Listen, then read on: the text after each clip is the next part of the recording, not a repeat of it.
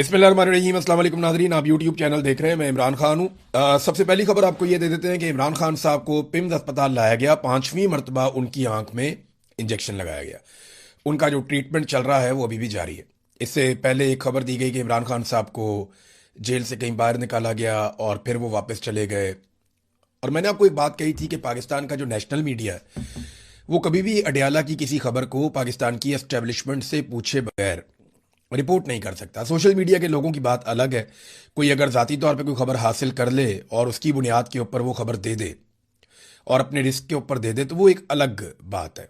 लेकिन अडयाला जेल से आने वाली इंफॉर्मेशन को पब्लिक करना आसान नहीं है। पाकिस्तान का जो नेशनल मीडिया है वो तो ये नहीं कर सकता। टीवी चैनल्स नहीं कर सकते, अखबारात नहीं कर सकते। बहरहाल देखें, रात को वो लेकर आए तो किसी को कानो कान खबर भी नहीं हुई। 2 बजे के करीब लेकर आए और बाद में जो पिम्स अस्पताल की इंतजामिया है उन्होंने खबर दी और बैरिस्टर गौहर ने खबर दी और किसी को कानो कान पता भी नहीं चला।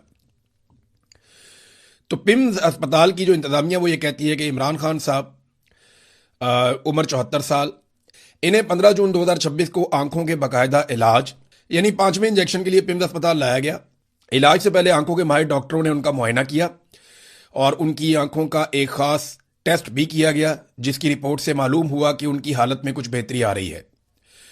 मरीज की इजाजत हासिल करने के बाद तमाम जरूरी तिब्बी निगरानी में और ऑपरेशन थिएटर के तमाम तयशुदा हिफाजती असूलों के मुताबिक सर्जन्स ने माइक्रोस्कोप की मदद से उन्हें इंट्रावेट्रल इंजेक्शन की 5वीं खुराक लगाई।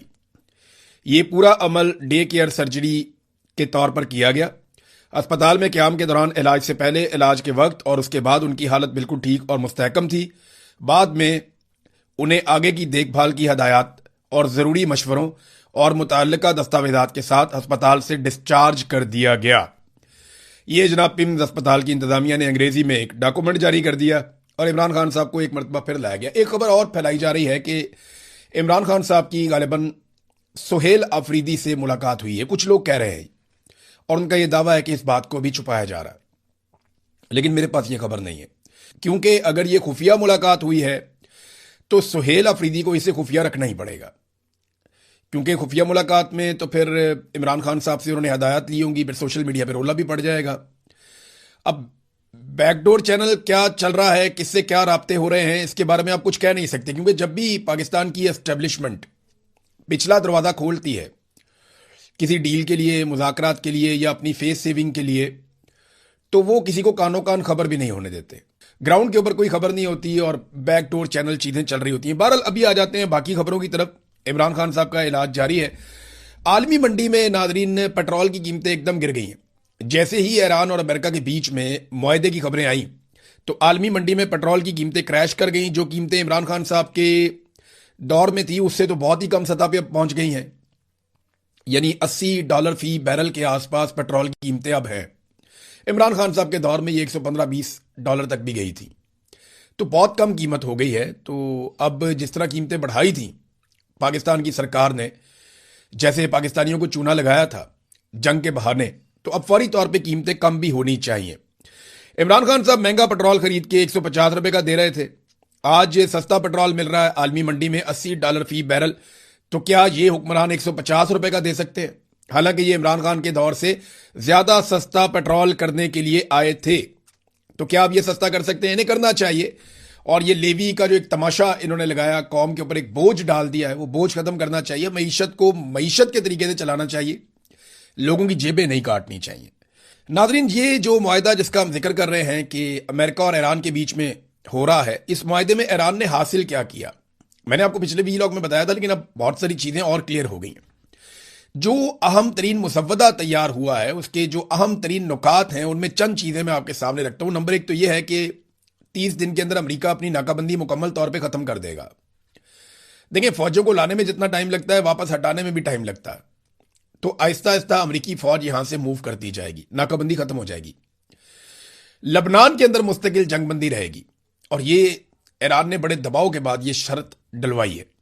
फिर ईरानी तेल और पेट्रोकेमिकल पर पाबंदियां मुअत्तल हो जाएंगी। ईरान अपना तेल जो है वो पूरी दुनिया को फरोख्त कर सकता है, उसके लिए पाबंदियां अब नहीं होंगी। अमेरिका और इत्तहादी तामीर नौ के लिए $300 अरब देंगे। ये ईरान के तामीर नौ का एक प्रोग्राम भी है, उसमें ईरान को बहुत सारा कुछ मानना भी पड़ेगा, लेकिन ये बहुत लंबा काम है। लेकिन चले, ईरान के लिए रास्ते खुल रहे हैं। दूसरा ये है कि ईरान के 24 अरब डॉलर मुंजमद असासे बहाल हो जाएंगे फौरी तौर पे। इसमें से 12 अरब डॉलर के बारे में ये कहा जा रहा है कि ये तो मुआहदे के वक्त ही हो जाएंगे और अगले 2 महीनों के अंदर ईरान को बहुत सारा पैसा मिलेगा। ये पैसा इतना ज्यादा होता है नाजरीन के 1-1 अरब डॉलर के लिए पाकिस्तान कितनी कोशिश करता है वो आप जानते हैं। सऊदी अरब से हमने यूएई को 2.5 अरब डॉलर वापस देना था, तो सऊदी अरब से हमने वो पैसा लिया और यूएई को वापस किया। तो उसके बदले में हमने अपने जेट, तैयारे, अपनी फौज, बहुत सारा कुछ सऊदी अरब में पहुंचा दिया। जो हमने चाइना से कर्जा लिया, हालांकि ये सारे कर्जे के ऊपर हमें सूद भी देना पड़ेगा, इन सारे कर्जों के ऊपर हमें बहुत ज्यादा, यानी ये मुआहिदा तो सामने आज तक आया ही नहीं, और जो सामने आए वो इंतहाई परेशान कुन है। पाकिस्तान को बहुत पैसा वापस करना पड़ेगा। बहरहाल ईरान के तो वारे न्यारे हो जाएंगे, और जो मिसाइल प्रोग्राम है वो इन मुज़ाकरात का हिस्सा नहीं है। फिर जो जौहरी ईरान की सलाहियत है वो ऐसा नहीं है कि वो एटम बम बना पाएगा, लेकिन वो एटमी तवानाई हासिल कर सकता है और उसके लिए उसको इजाजत होगी। इन सारी चीजों को प्लस माइनस करें तो ईरान इस लड़ाई को जीता है और उसने बहुत सारा कुछ अपनी कौम के लिए हासिल किया। इसके बावजूद ईरानी कौम मुतमईन नहीं है और वो एहतजाज भी करते हैं। वो कहते हैं जी बिल्कुल कोई नरम चीज अमेरिका के साथ ना की जाए। दूसरी जानिब पाकिस्तान के अंदर जो है वो तारीफों के पुल बांधे जा रहे हैं फील्ड मार्शल आसिम मुनीर के। सिर्फ बिलावल एक ऐसा सियासी लीडर है, लेकिन जहां बनती है वहां तारीफ करनी चाहिए कि बिलावल ने इज्जत के ऑर्डर का ख्याल रखा। बिलावल ने सबसे पहले सदर पाकिस्तान का, फिर वजीर आजम का नाम लिया और उसके बाद बिलावल ने नाम लिया आसिम मुनीर का तीसरे नंबर पे। हालांकि तीसरे नंबर पे इसहाक डार को आना चाहिए था, उसके बाद वजीर दिफा को आना चाहिए था, फिर आसिम मुनीर को आना चाहिए था, लेकिन ठीक है, बिलावल ने कुछ तो लिहाज किया, कुछ तो पास रखा। बाकी जितने भी लोग हैं, चाहे मिनिस्टर्स हैं, चाहे कोई भी हैं, वजीर दाखिला है या वजीर दिफा है, उन्होंने आसिम मुनीर का शुक्रिया अदा किया। पहले शहबाज शरीफ को बहुत नीचे रखा और बाज ने तो रखा ही नहीं। तो आसिम मुनीर साहब के जूते पॉलिश कर रहे हैं सारे के सारे। फैसल बाटा ने तो आसिम मुनीर को लीडर करार दे दिया और बाकियों को गीदड़ करार दे दिया। देखिए, लीडर तो इलेक्शन लड़ता है या कोई तहरीक चलाता है। आसिम मुनीर साहब ने कभी कोई किताब नहीं लिखी, कभी कोई तहरीक नहीं चलाई। ये जो ओहदा जिसके ऊपर वो बैठे हुए हैं, अगर आज आसिम मुनीर साहब के पास ये ओहदा ना हो तो फैसल वाडा साहब अपने दिल पे हाथ रख के आप बताएं कि आप कभी दोबारा नाम भी लेंगे इस आदमी का? आप आसिम मुनीर साहब का दोबारा नाम भी नहीं लेंगे। ये हकीकत है, सुनने में बहुत बुरी लगती है लेकिन यही हकीकत है। जनरल बाजवा के आप गुण गाते थे, आप मुझे बताएं कितनी दफा आप उनके घर में उनका पता करने के लिए गए जब से वो लैट्रीन में गिरे। जनरल फैज हमीद के आप गुण गाते थे और फिर फैज हमीद के आप बहुत सख्त खिलाफ भी हो गए। नदीम अंजुम को रिटायरमेंट के बाद आप कितनी दफा मिले। तो जनरल आसिम मुनीर जब तक इस कुर्सी पे है तब तक उनका वजूद है। लीडर जो है वो लीडर ही रहता है, वो तारीख में अपना नाम भी बनाता है। देखिए ना, लीडर इलेक्शन भी लड़ता है, लोगों को इकट्ठा भी करता है, वो अपना एक नजरिया भी देता है। लीडर ना बनाए आप एक सरकारी मुलाजिम को, वो तनख्वाह लेते हैं पाकिस्तानी कौम से और उनकी अपनी एक ड्यूटी है, वो सर्टेन टाइम पीरियड तक उन्होंने करनी है, फिर चले जाना है। तो ये जूते पॉलिश करने के चक्कर में ना आप लोगों ने पाकिस्तान का बेड़ा गर्क किया। अब तक आप नॉर्मल चलने दें पाकिस्तान को, जैसे सारी दुनिया चलती है वैसे ही ठीक है, वैसे ही पाकिस्तान को भी चलना चाहिए। देखिए, पूरी दुनिया के अंदर हम सालसी के लिए मारे मारे फिर रहे हैं, इधर अमन करवा देंगे, उधर अमन करवा देंगे। हम जाते हैं सबके साथ मीठे मीठे मुंह बनाकर मिलते हैं, लेकिन पाकिस्तान के अंदर हमने हालत क्या कर दी है। ये मैं आपको आज की खबर दे रहा हूं कि सेंट्रल करम के अंदर ड्रोन हमला हुआ। उस ड्रोन हमले में एक मां, उसका बेटा और 2 बच्चियां, ये 4 लोग शहीद हो गए। मुझे बताया ना, इमरान खान का नजरिया किधर है? वहां पे तो इमरान खान की हुकूमत है। सुहेल अफरीदी की जज्बाती तकारीर या मुकदमा कर दूंगा, मैं ये करूंगा वो करूंगा, वो किधर गया सारा मामला? ये अपने घर के अंदर थे, मां, बेटा, 2 मासूम बच्चियां, ये 4 लोग शहीद हो गए। जवाब कौन देगा?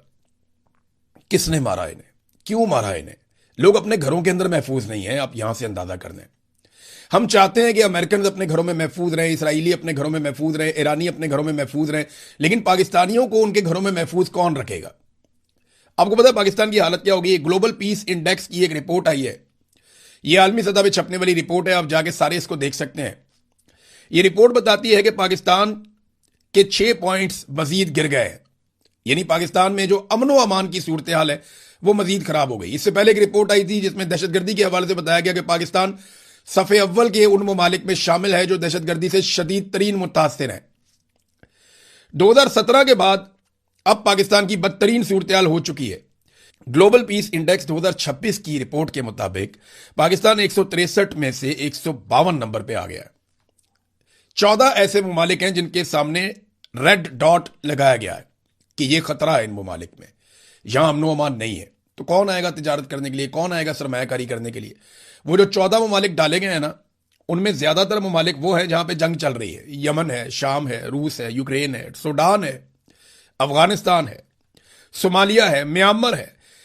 इराक की सूरत हाल पाकिस्तान से बेहतर बताई गई है इस इंडेक्स में। इंडिया तो पाकिस्तान से बहुत बेहतर है।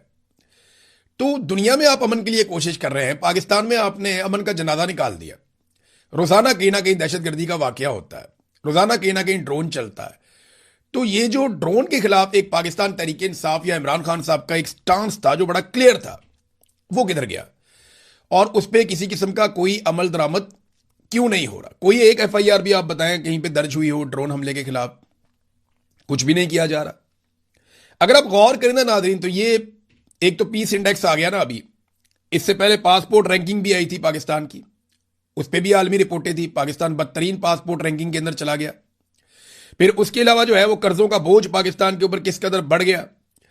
यानी दुनिया में हम सहूलतकारियां कर रहे हैं मुज़ाकरात के लिए, और पाकिस्तान के अंदर हमने इतनी बदअमनी फैलाई हुई है कि कश्मीर से लेकर गिलगित बल्तिस्तान तक और नीचे आप चले जाएं कराची तक, कहीं पे भी मुकम्मल तौर पे अमनो अमान नहीं है। और पंजाब में सीसीडी ने एक अजीब हरबोंग मचाया हुआ है। वो बंदे मारते जा रहे हैं मावराए अदालत, इस बात से बेखबर कि यह तरीकाकार कभी भी अमन नहीं लेकर आता। यह तरीकाकार मजीद बदअमनी को पैदा करता है। आपको अदालतों को और प्रोसिक्यूशन के सिस्टम को और इन्वेस्टिगेशन के सारे टूल्स को मुतहर्रिक करना पड़ेगा, फिर आप अमनो अमान ला सकते हैं, जैसे पूरी दुनिया लेकर आई है। नाज़रीन, इस वक्त जो कश्मीर में सूरत हाल है वो सियासी जमातों की गले की हड्डी बनती जा रही है। अगर वहां पे इलेक्शन मौखर नहीं होते तो मुसीबत पड़ जाएगी पीएमएलएन को और पीपल्स पार्टी को। और अब पीएमएलएन के लोग और पीपल्स पार्टी के लोग मुकरना शुरू हो गए। वो जो पीपल्स पार्टी का वजीर आजम है, उसने कोई सबूत नहीं देखा, कोई चीज नहीं देखी। वो अपने मुंह से कहता है, फैसल राठौर, कि मुझे तो पता ही नहीं, मैंने तो सबूत देखे ही नहीं। वो जिन्होंने पाबंदी लगवाई उन्होंने देखे होंगे। भैया आप वजीर आजम हैं, आपकी रिस्पॉन्सिबिलिटी है, आप उनसे ब्रीफिंग मांगते, आप ब्रिगेडियर को कहते ले आओ अपने सारे सबूत, और लाकर सामने लगाते, अपने साथ अपनी काबीना को बिठाते, बैठकर फिर आप लोग ये फैसला करते कि आया इस जमात के ऊपर पाबंदी लगनी चाहिए या नहीं लगनी चाहिए। उन सबूतों को आप वेरीफाई करते। आप उनसे पूछ सकते थे, ज्वाइंट अवामी एक्शन कमेटी के लोगों से, वो आपके साथ राब्ते में।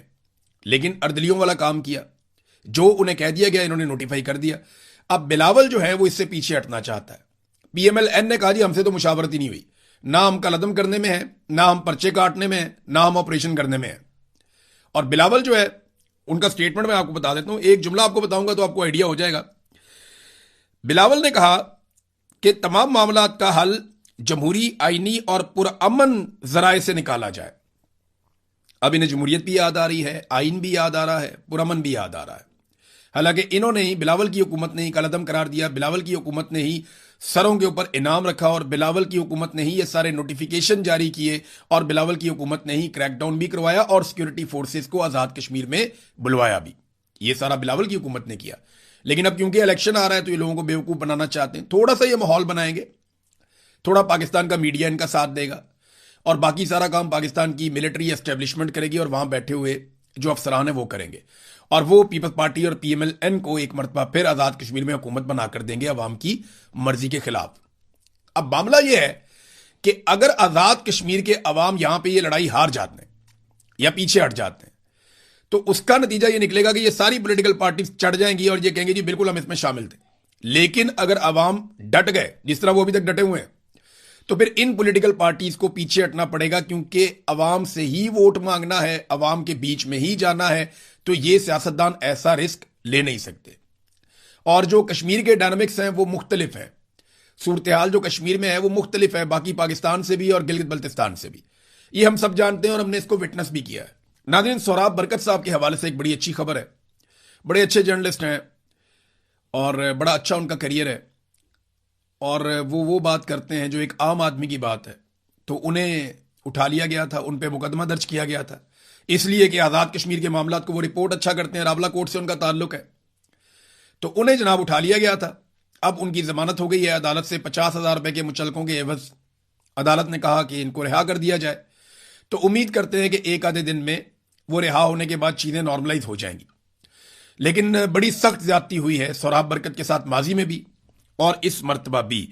मौलाना फजलुर रहमान साहब ने एक स्टेटमेंट दिया कौमी असम्बली में खड़े होकर। एक तो फजलुर रहमान साहब ने जब बोलना शुरू किया तो पहले उनकी आवाज ही बंद कर दी गई, फिर वीडियो खत्म कर दी गई। तो ये फजलुर रहमान साहब के साथ भी हो रहा है, यानी समझ नहीं आती उनको, बेचारे हुकूमत में है या अपोजिशन में है, तो एक अजीब कंफ्यूजन फैला हुआ है। फजलुर रहमान साहब सबके साथ बनाकर भी रखना चाहते हैं। फजलुर रहमान साहब ने कहा कि मैं आज भी कहता हूं कि इमरान खान को बाहर आने दें, अगर एक शख्स की वजह से मुल्क की तनाव है तो उसे रिहा करें। मुझे कहा जाता है कि आप तो इमरान खान के खिलाफ थे, अब उसकी रिहाई के मुतालबात कर रहे हैं। मैं कहता हूं कि मुखालिफ जेल में हाथ पांव बांध कर पड़ा हुआ है, तो मैं इसके खिलाफ कैसे बात करूं। फजलुर रहमान साहब ने यह अच्छी बात की है, बड़ी बात की है।